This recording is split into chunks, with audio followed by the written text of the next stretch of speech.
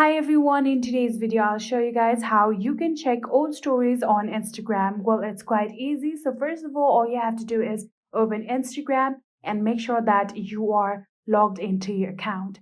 So after doing that, here you'll have to get to the profile. So simply tap on your profile icon on the bottom right corner right here.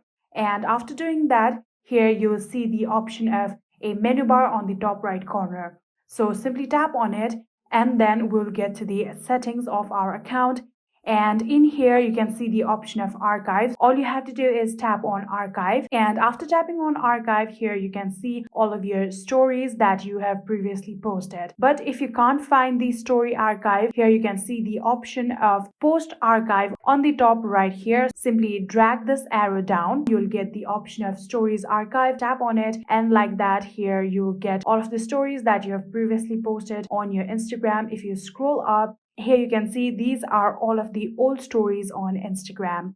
I hope this video was helpful to you guys. If it was, please do not forget to hit that subscribe button and like our video. Thank you so much for watching. See you in the next.